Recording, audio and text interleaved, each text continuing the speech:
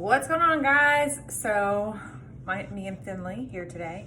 I get asked a lot about the protein powders, especially when I have new clients coming on. I always recommend most clients when they start with me are super low in protein. So a way to get their protein up until they start learning whole foods to increase those numbers is we do protein shakes.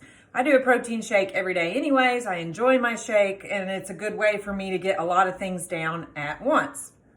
So I get asked about protein powders a lot. I'm not big on recommending specific brands, and the reason for that, through my experience, is most people have different tastes, and even really good protein powders made with really good ingredients, they sit different with everybody. So something that I like that sits really well with me, I've recommended to clients, and it turns around it makes them gassy or bloated or gives them a headache. So it's very dependent upon the person.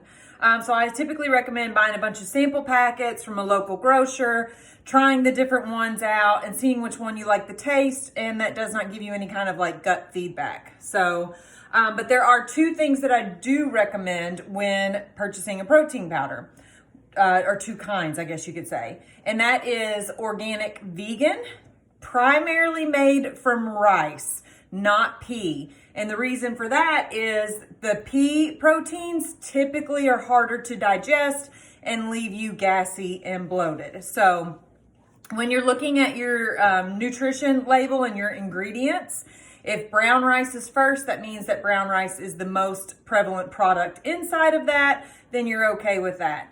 If it's one that's primarily pea, I probably would lean against or away from that. Just again, I'm not saying it's a bad product, but again, this is my experience, and there's always going to be people that it doesn't bother. But from my personal experience and a lot of my clients, the pea protein tends to leave you gassy and bloated, and nobody wants to be gassy and bloated. So that's why you want to look for one that's primarily made from brown rice. The other is that I recommend, and what I personally like to do most of the time, is organic grass-fed whey isolate protein. And you want to do grass-fed just like when you're purchasing your meats. You can Google grass-fed versus grain-fed cattle to see the differences, but the big difference in grass-fed versus grain-fed is the fatty acid profile. Your grass-fed is a much healthier choice. It's lower in fat, but it's higher in your omega-3 fatty acids, which are really, really good for us. That's what you find in those really good fish oils. It's also higher in CLA, which is conjulic, and I destroy that, lipoic acid, CLA. You've probably heard of that a lot. It's higher in that as well as low in monosaturated fats. So the fatty acid profile of grain-fed versus grass-fed is much, much better. The grass-fed is.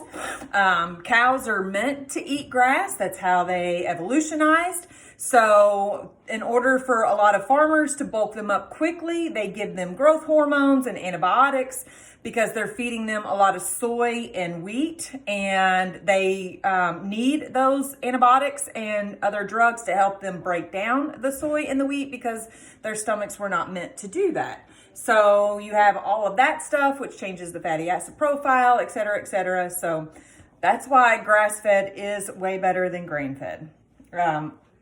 So I do a shake every day. I do it first thing in the morning typically. And this right now is the current protein powder that I am using. I like it, but I change my protein powders up all the time. I get burnt out on them. I want to try different flavors, but I really do like this one. It's a really good one, and the taste is good, and I've used it for a lot of things. In my shake, I put my greens in, especially right now. After having the C-section, I can't eat a lot of greens and veggies because if it gives me any kind of gas or gas pains, it hurts like no other down there. The pressure on the scar or on the incision and stuff right now. So I do this regularly, but I'm really making sure I'm getting this in every day. My greens, since I can't eat a lot of them. And this is another really good brand. It's called BioHealth. I buy their protein powders regularly as well. Really, really like this brand.